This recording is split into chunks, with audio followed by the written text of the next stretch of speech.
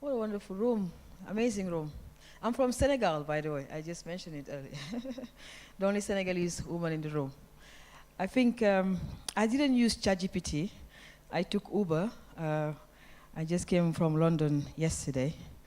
And I took Uber. They told me the Uber is the easiest way to navigate Nairobi.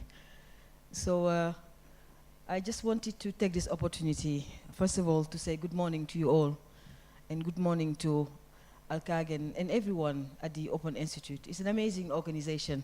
I remember 15 years ago, all the work Alkag had done in the team, wonderful work in the tech ecosystem in Kenya. Sometimes we don't understand what people have done for us to be here. But he's one of my heroes, very consistent in everything he has done in Kenya here to bring data at the center of everything we do. Not data alone, but governance and transparency, digital rights, and making sure that partners are communicating around it. So thank you for your leadership. We really appreciate you. We look forward to working with you. Thank you so much. Thanks. And I think to that point about as Africans, I'm from West Africa, you are from East Africa, but we are one single continent. And I think my remark will be about my concerns as an African woman in tech. I've been working in the tech sector for 27 years now. I'm 52, I look young. But I go to the gym every morning, I don't eat bread, that's why I look young. If you want to know the secret, and I have a lemon and water, so if you want to look young like me, just stop eating bread and ugali. So, I'm sorry to say that, but please stop eating ugali. It's a lot of sugar, it's not very good. It's not very good. So anyway, it's really a privilege to be here in Nairobi, one of the most vibrant hubs in the African continent. We love Nairobi, we love Kenya, personally love Kenya.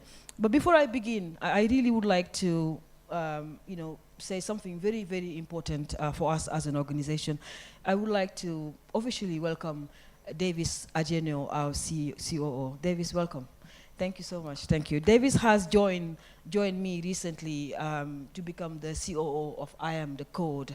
Davis has been doing extraordinary work in supporting me in the global team in the UK, but also, as he said, we're in 89 countries now. You may never heard about I Am the Code before. It is for a reason. We never done any publicity. We didn't want to spend our donor money on PR and marketing, but we wanted to focus on the data, on the evidence, before we do all of that. So thank you, Davis, for joining us. You being the data and evidence person, I want you to come and really look after the I Am the Code organization. But let me begin again by telling simply the truth. Data is currency, we know that. Data is power.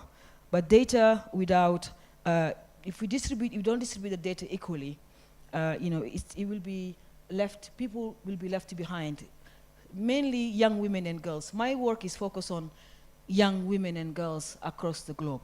When I started I Am the Code 15 years ago, 10 years ago, I Am the Code was the only organization in Africa that wanted to teach young women and girls how to code programming. So I'm a programmer, full stack developer. And you'll ask me why it's important to teach young women and girls how to code. When we don't teach young women and girls how to program, how to code, how to understand the data, young women are data themselves. So I was data when I was growing up. So if you don't get young women to understand the data itself, they will be left behind. That's why it's so important. Whatever we do, we include young women and girls. Data will shape humanity. And but we need to ask one question. Will humanity be shaped by data? I don't know. I don't know that answer yet. But because if we're very serious about data, we need to include everyone. For the last 50 years almost, if you think about it, young women and girls and boys as well have been left behind. You've been reading so many UN reports, so many reports across the globe that has left young women and girls behind. Why? Because when a young woman don't have a skill, when she doesn't understand what the data is, where her data is being, where her data come from, who's using her data, we have issues. I work in a Kakuma refugee camp. I've been coming to Kenya since 2009. So when I come here, I come on a Saturday on a flight, and Sunday I take a rest. Monday morning, I take the UN flight and I go to Kakuma refugee camp in Kenya. up north in Turkana County. And then I go Dadaab next door, where we have in Kenya alone, with the kindness of the Kenyan people, over 900,000 people lives in those two places. These are refugee camps. Africans, 19 nationalities. Many people don't know about this. Many people ask me, why do you go to Kakuma? Why do you spend time with refugees? Uganda alone, 1.6 million refugees. So many refugees in our continent, but no one talks about it. And people ask me, why do you go and spend time with these refugees? You are wasting your time. But no, 10 years ago, when I went in Kakuma, and I told I will teach young women in Kakuma how to code, people didn't believe me. Today, if you go to Kakuma refugee camp, where we're going tomorrow with Davis, young women are building amazing tools, amazing AI tools. These are refugees that were born in Kakuma. That's what they're doing right now. So they are the future of Africa. So we need to make sure that when we are designing tools, we include young women and girls. So as a personal story, I didn't go to school. I never sat in a classroom. I learned how to code 7 coding languages in 2 years. My son is 24. He's going to be 25 in May. So I learned how to code because I couldn't get a job. I was a cleaner in the UK. I was cleaning white people's houses. I will get £14 per hour. But many years later, I'm a tech pioneer in my work. So I built one of the biggest platforms today in the world to teach young women and girls how to code. Most of you can have access. There is no platform in the world today where you can go and learn how to code for free.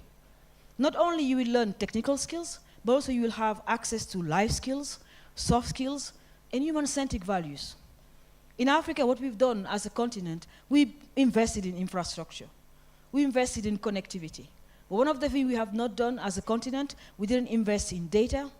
Also, we did not invest in content. So in the next 5 years, in the next 10 years in Africa, even if we talk about data as much as we like, where are the data analysts? Where are data scientists? Where are the women and girls participating into the data conversation on a daily basis? Where are data courses? Where can they get the data courses for free? Why can they get that? It's expensive. You can go to Coursera, you can go to some platforms to learn about data, get certifications, but where do you get the content yourself?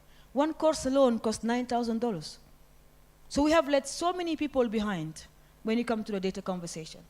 So that's why it's so urgent that these conferences, the Open Institute, really emphasize on content and skills. Skills equal freedom. I believe this. When you have the skills you need, you become free. And understanding data, how to manipulate data, how to disseminate data, how to even collect the data, is a skill. Our census data around the world and across Africa is wrong. You go to Congo, you ask them how many people you have, they will tell you 80 million people. Why? Because the census data of the countries are wrong. The national statistics, the data are inaccurate.